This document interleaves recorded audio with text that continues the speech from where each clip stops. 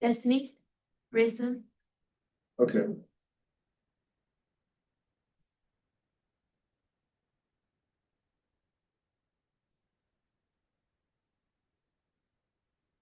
Okay, so chapter 4.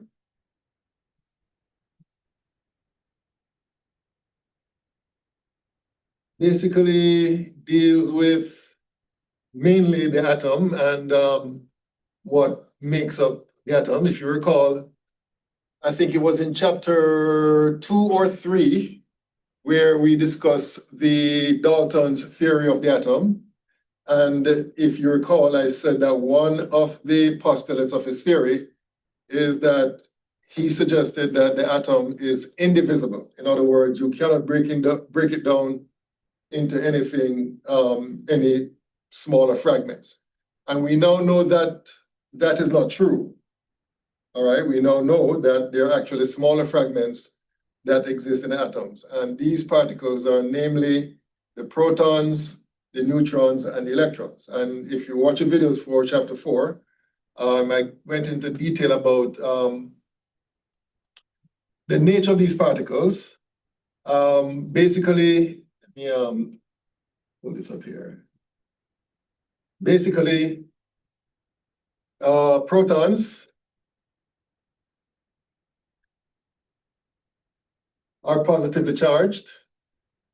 So let me create a little table here, and mass will be in this column. So where's this here? Protons, they are positively charged. Okay, what's going on? Oh, too thick. They're positively charged, and the mass of the proton is about 1 unit, approximately, all right? Neutrons, no charge, and its mass is about the same as the mass of a proton. And then electrons are negatively charged, and if I remember correctly, the mass is about 1 over 1,500 times the mass of either the proton or the neutron. I need to check this to make sure, but I think that's it, right? So that's basically, what you see here is basically describing the different properties of the different particles. Another thing I should mention is where these particles are located. So as far as in the atom is concerned, the protons and the neutrons are located in the nucleus, which is at the center of the atom. So I'm going to put nucleus here. Yes, ma'am. It's supposed to be on the. Oh, I'm sorry. Thank you. I forgot to share my screen. I apologize for that.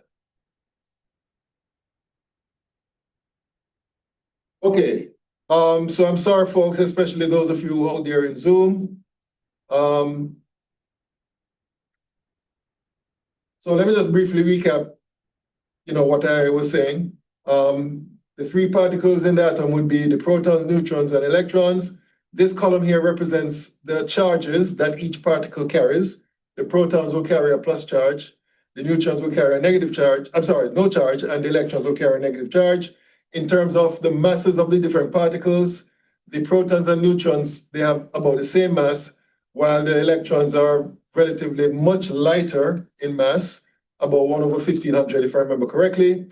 And as far as where they're located is concerned, both the protons and neutrons are located in the nucleus, while the electrons are located outside the nucleus. All right? So basically, the picture that is developing here is that the atom consists of a very dense center, which is the nucleus, where the bulk of the mass is located, and outside you have the electrons spread around, moving around, and so on. All right? Now, each element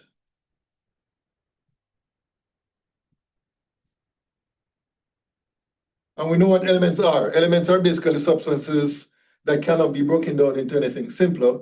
And what you'll find is that each element has its own unique number of protons, right? And there's a name given to this number here that's called the atomic number. right? So the atomic number, by definition, is the number of protons present in the nucleus of an atom. So if you consult any periodic table, or I should say any legitimate periodic table, what you'll find is that for each element, there are two numbers associated in each case, right? One is the atomic number, which, as I said just now, bless you. Bless you again. Thank you. Each element has its own unique atomic number, and there are two numbers associated with each element. One is the atomic number that I just mentioned, and the other one is the atomic mass, which we will talk about later on, all right? But for now, we're just going to focus on the atomic number. And, you know, for example, if I were to choose an arbitrary element like sodium, sodium is the only element that has an atomic number of 11, right? Or I could choose argon, which is the only element that has an atomic number of 18, right? So the 11 and 18 in each of those cases represent the number of protons. There's also another number that you need to be aware of, and that is called the mass number. And the mass number is equal to the number of protons in the nucleus plus the number of neutrons in the nucleus, all right? So basically that's the mass number. And I don't know if I stressed this before, but let me stress it now. There is the important difference between what is known as a mass number and the atomic mass, which brings me to mentioning the second element or the second number for each element in the periodic table, right? For each element, right? As I said before, there are two numbers. One is the atomic number and the other one is the atomic mass, right? The atomic mass should not be confused with the mass number. People, especially when you're meeting this for the first time, they tend to confuse the two, right? The mass number, as I said just now, is the sum of the number of protons and neutrons present in the nucleus of the atom, while the atomic mass, which we're going to meet later on, is the weighted mass, weighted atomic weight of, or I should say the average weighted atomic mass for each of the element. And that will become important later on. Another term, which I need to talk to you about, is what are known as isotopes. In fact, let me erase all this here.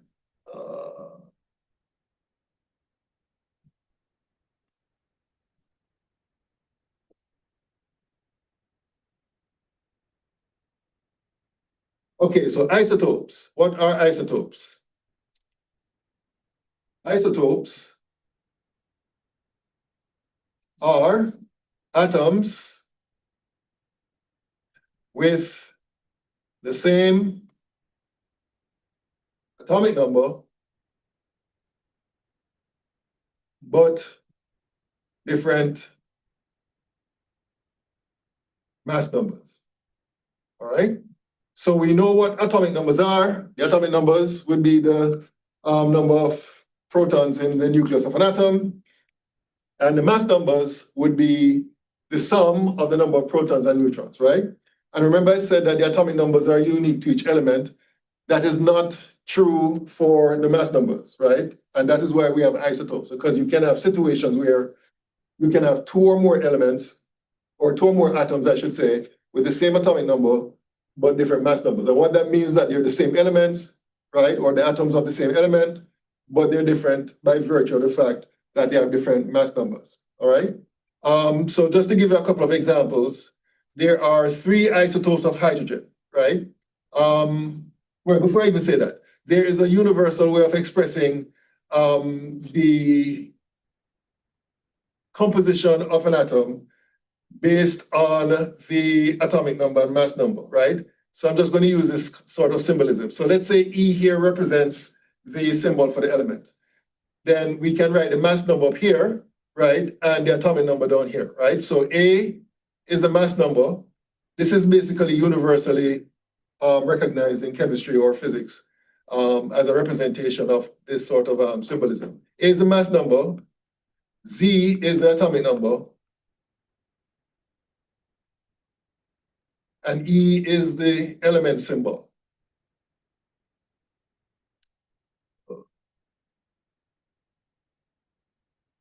All right? So if you see something like this, right, you can immediately tell something about this particular atom, right? You can tell, well, firstly, it's sodium, right? You can tell based on this number here that the atomic number of this particular sodium, well, the atomic number of sodium is 11 in any case. And for this particular isotope of sodium, the mass number is 23, all right? So that's basically a shorthand way of putting together the different pieces of information about this particular isotope. So basically you can tell the number of protons in this particular atom would be 11.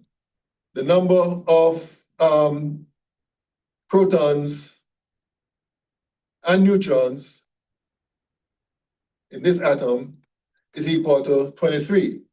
So therefore, we can easily calculate the number of neutrons, right? Number of neutrons will be equal to what? 12, exactly. You just find the difference between the 11 and the 23, and that will give you the number of neutrons, all right? Another thing you can tell too is the number of electrons, because remember, electrons are a part of the structure of the atom. The number of electrons for a neutral atom would be equal to the number of protons, right? That is true for all neutral atoms.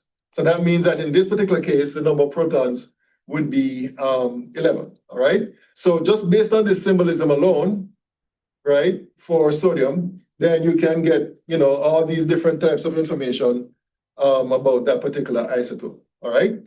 And speaking of isotopes, let me just give some examples of isotopes that are known. So let me get rid of this here. So for example, there are 3 known isotopes, as I recall, for carbon.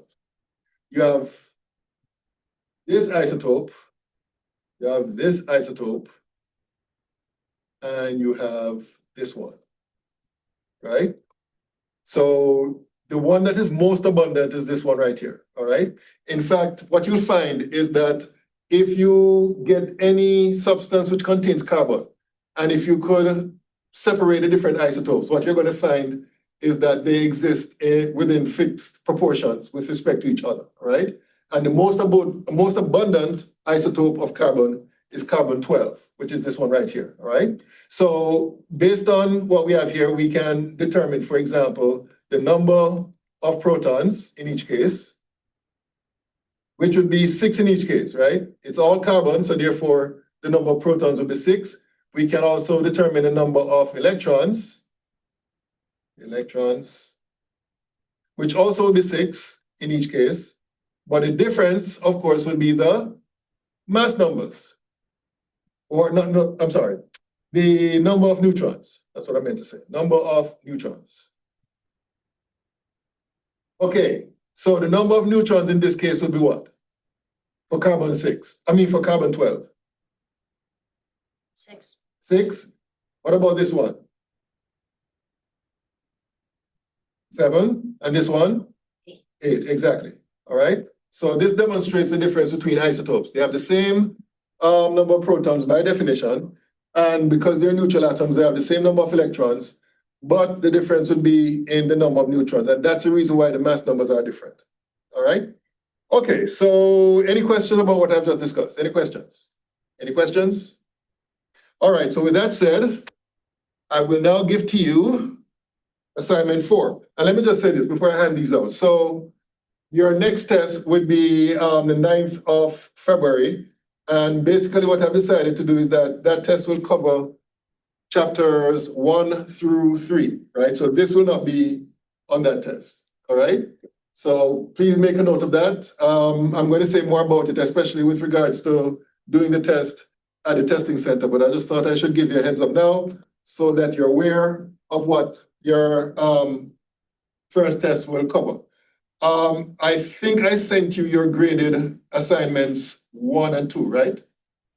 So I'm working on assignment 3 right now, grading it. So I anticipate that you should be able to get it back, your graded work, between this evening and tomorrow. So look out for that. So you can have all of that together so that you can prepare yourself for your first test. Take one of us to this now.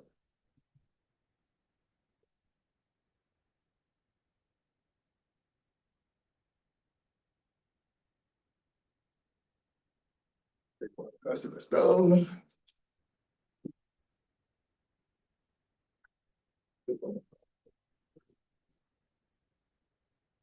you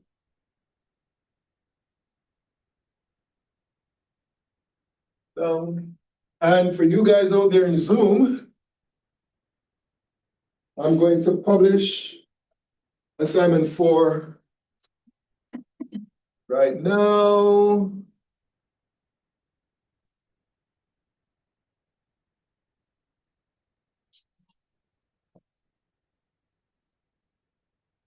Okay, so you guys out there in Zoom, you should be able to access assignment 4. And we're going to complete this today. It's a relatively short exercise. Get this downloaded. Okay. All right. So yes, sir. I didn't get. Oh, you didn't get one? Sorry. Edaba? Oh, here you go.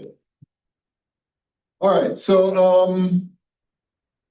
basically your task in this assignment is to fill in the empty spaces, pretty much, right? So they gave you different columns for the names of elements, symbol, atomic number, mass number, protons, neutrons, and so on. And based on the information provided in each case, you should be able to complete the other spaces. So for example, let me help you out with the first one. For the first one, okay, what's going on here? For the first one,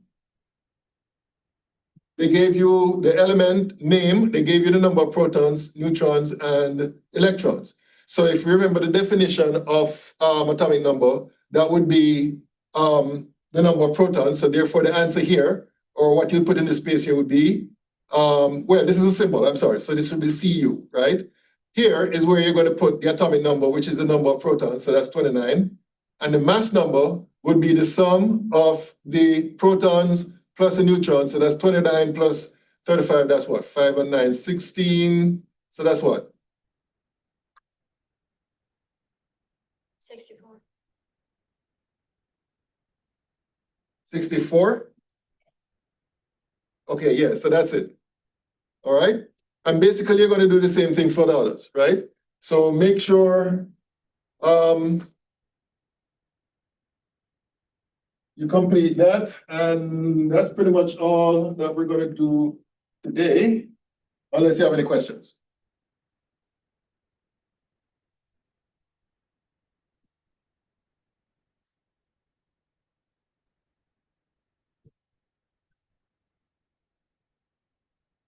That should be 54, not 64.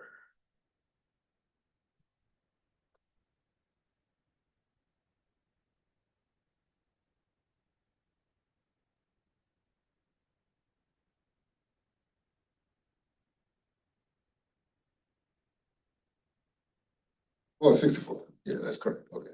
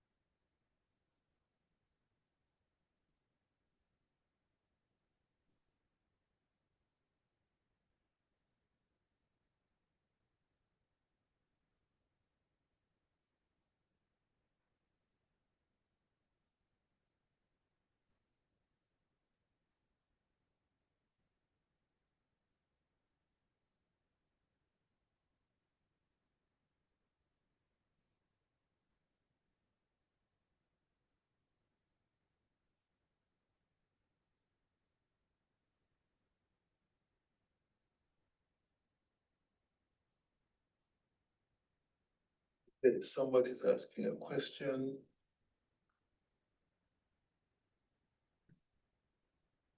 Oh, okay, so you guys out there seems to, oh, okay.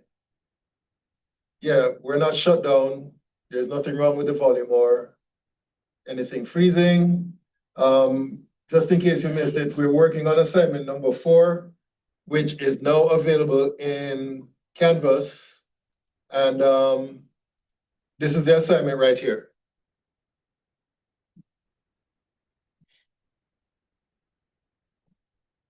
So if you have any questions, feel free to ask them now. If you're having issues with. Yes, ma'am. I do have a question for nickel. Okay, nickel. Hold on, wait a minute. Nickel, where are you? Nickel. Oh, where is it? Oh, here. Okay, good. And so we have the atomic number of the protons and the electrons. We don't have the neutrons or the mass number. Mhm. So would we get the mass number off of the periodic table? No, because it's impossible to know one without the other. Okay. So just put something like NA or a dash or something. And that's very important, right?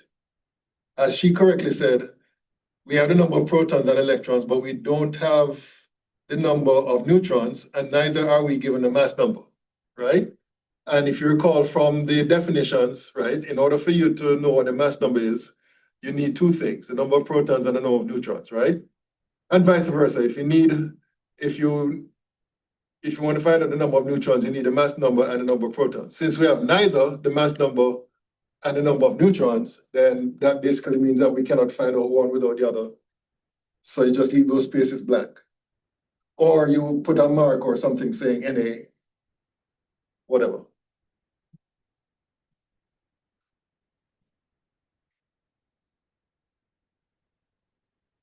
Yes.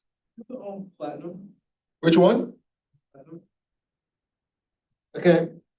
Platinum. Platinum. Okay. Platinum. Okay, platinum.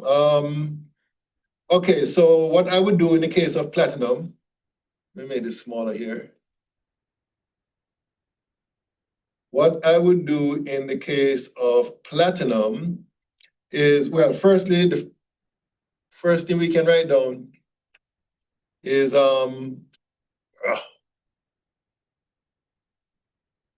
for platinum is PT, that's a symbol. And then I will consult the periodic table. I can't see it from here. What's your atomic number of platinum? 78. 78? Okay, so 78 will go here. And that would be the same as the number of protons. All right? The number of neutrons now you'll find by the difference between the mass number and the 78, which is 195. Oops. 195 minus 78. And that gives, according to my calculation, 117. And the number of electrons will be the same as the number of protons, which is 78. And that's it. So if we already consulted the periodic table for the mass number and rounded up, No. should we erase the answer that we did put in? Right, exactly. Because as I said before, the mass number is not the same thing as the atomic mass, right? The mass number is, by definition, the sum of the number of protons and neutrons, which is different from the atomic mass. Now, they're related, right? Because basically, the more neutrons you have, the greater the mass number, and then the greater the atomic mass would be. But they're 2 different things. All right?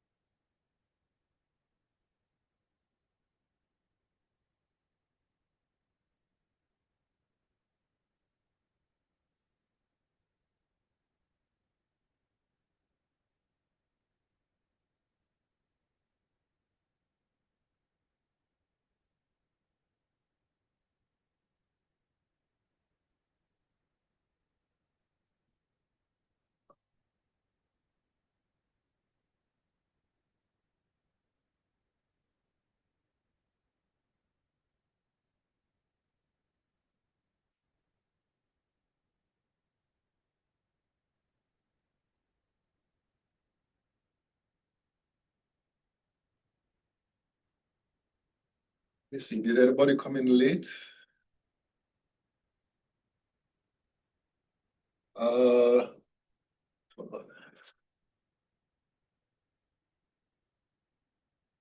on. Is Daniel's here? Daniel's? Oh. Dobie is here. Fernandez is here, not here. Fleming. Ibiu.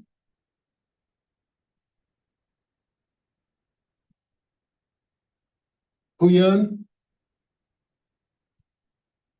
Pierre. Slater. Oh. Taylor. Chloe Taylor. Wu. And Zhao.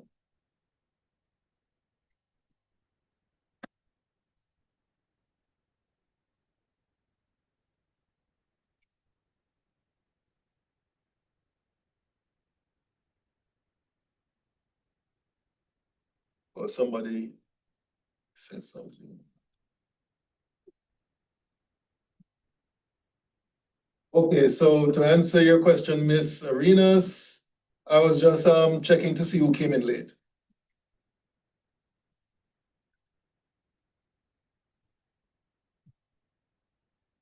Okay, let me get back to here.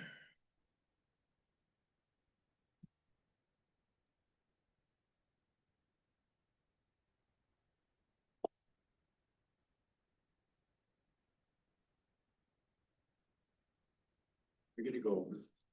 We can if you want us to. I mean, if you have any questions about any of the answers.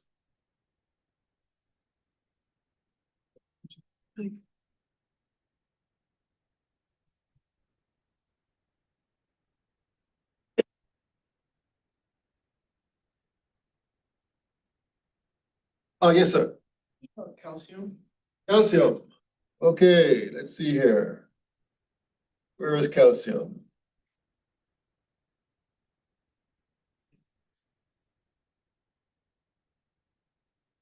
Oh, okay, second to last one. Okay, what about it? We have the atomic number, the protons and electrons, but I forgot how to do the mass number and neutrons. I'm sorry, repeat that. I can't hear you. Speak up. We have the atomic number of protons and electrons, but I can't figure out the mass number and neutrons. Okay, so we're given the atomic number. So, and the number of electrons and the number of protons would be the same. So, so that means that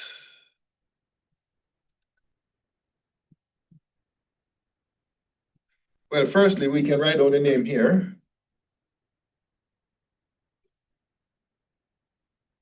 And this would be the number of, hold on, let's scroll back up to see what. In fact, you know what, let me use this. So for this column here, that would be the mass number, right? But we don't have the number of neutrons. So basically, we have to leave these blank, right? The only thing we can add is the number of protons, which would be 20 here. So that's pretty much it. Because as I said before, if you don't know what the mass number is, you can't calculate number of neutrons and vice versa. All right, so that's the best we can do as far as that row is concerned. Would it not be 40? Sorry? Wouldn't the mass number be 40? No, you don't know. You don't know. You have no idea. And again, let me stress that the atomic mass that you see in the periodic table is not the mass number. So you cannot use that to determine the mass number. It's two different things. I know they're close to each other, but one big difference between them we can tell is that the atomic number is an exact number, right? or I should say the mass number is an exact number because it's the actual number of protons and neutrons present, right?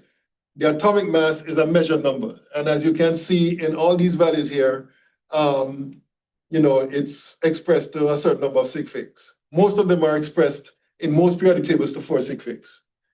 All right, so that's one important difference between them. We're going to talk more about atomic mass later on.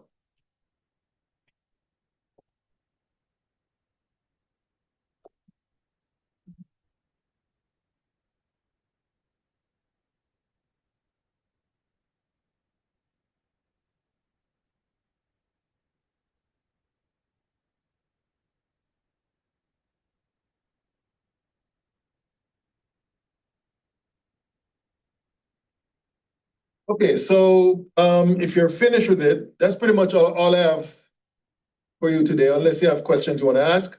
But what I'm going to do right now is set up the Dropbox for this particular assignment. So that would be assignment number 4. And let me put in the due dates. Get rid of this first. Okay, so today is the 30th.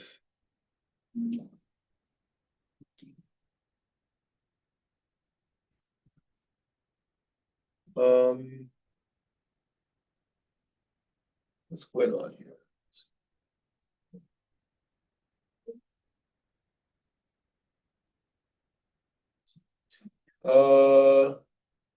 Okay, why is this thing covered?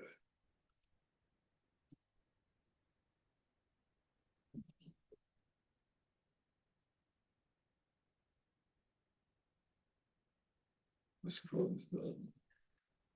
I think somebody had a question on Zoom. Just so you know. Okay, let me do this first. I can't. Why is this? Oh, you know what? Let me do this. Okay, now it's better. Okay, so today is the 30th. Okay, I'm just going to let this be due by tomorrow. You should be able to get that done. So relatively just one page. And I'm going to say that it's available from now.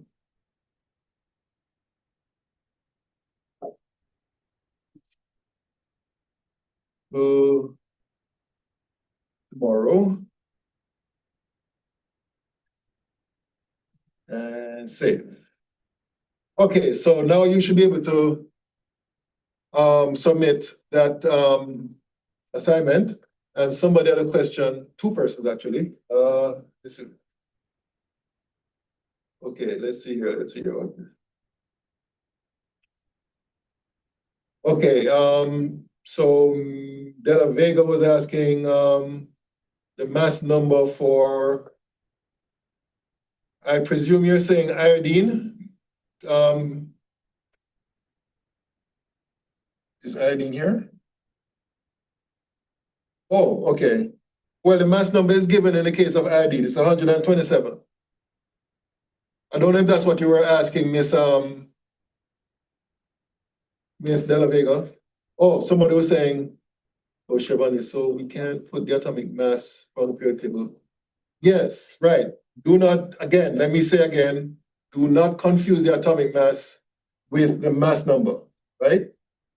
Do not confuse the atomic mass with the mass number. So if you're given a question like this, for example, in a test, and let's say you need a mass number to solve the problem, then you don't use the number from the periodic table because that's the atomic mass. That's 2 different things, right? You'd have to find a mass number some other way, usually by adding the number of protons and neutrons. All right, so that answers your question. All right.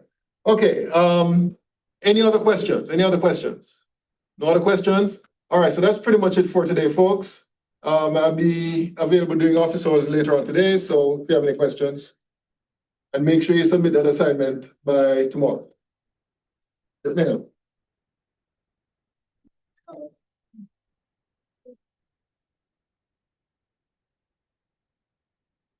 And for those of you there in Zoom, I am willing to hang out here If you have any questions, I'll stay here until the end of the scheduled end of class. Oh, and by the way, please make sure you watch the videos. Make sure you watch the videos for chapter 5. I've just published it, and it's a rather long chapter, so make sure that you start watching it from now and try to understand the material. All right? Mr. Nice to have you. No problem. Take care.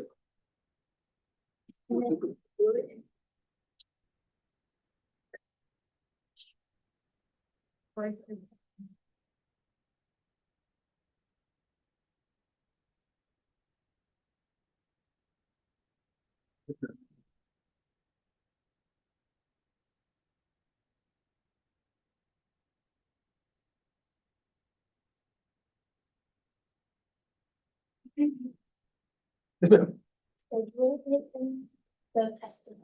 Okay, so if I remember correctly, you have to go to the website. Okay. And then, and there's something I need to say about them because they sent an email to me saying that students have been scheduling and not turning up. So it's very important that you turn up. Okay.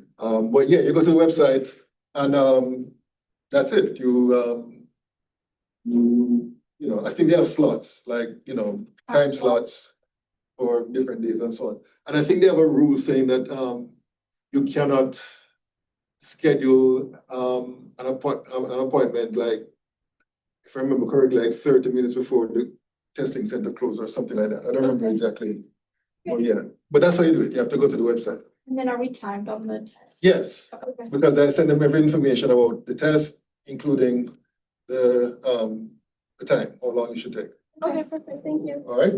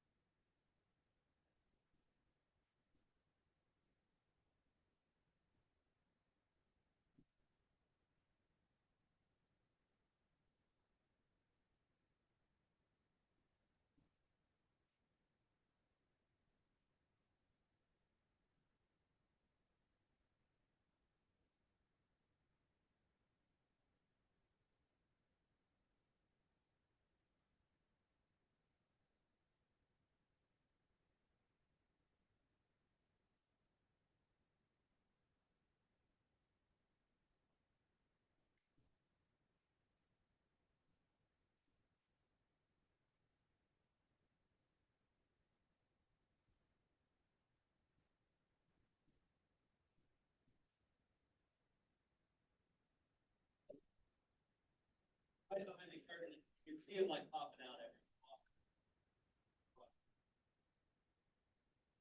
every. Okay, let's see.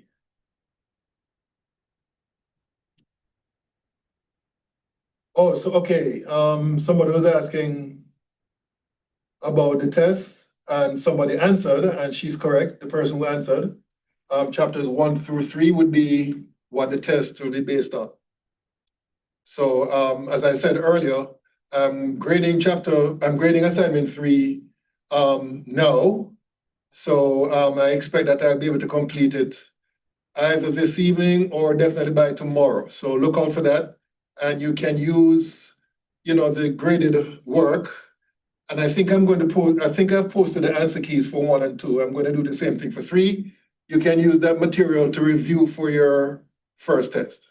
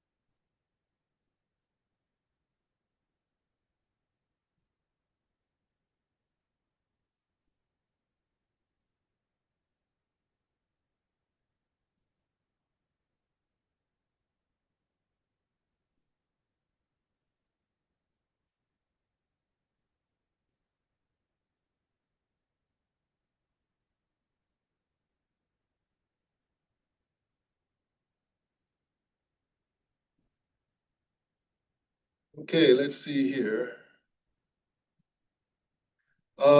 Yeah, if you don't have any questions, yeah, feel free to leave. I'm just here just in case you guys have any more questions concerning this assignment or anything else.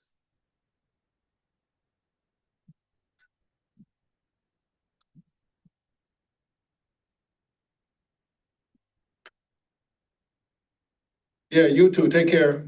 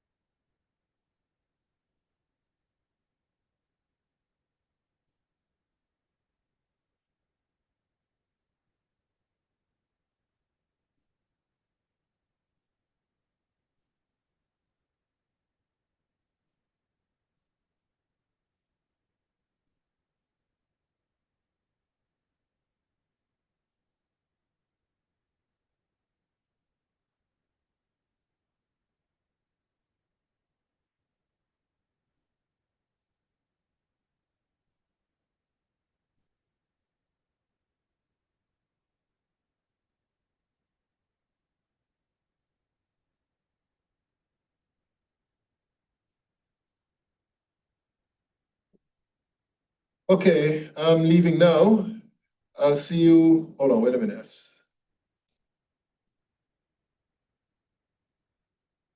Just saw somebody, oh, okay. I'm leaving now, all right, because it's now 10:45, all right? So I'll see you next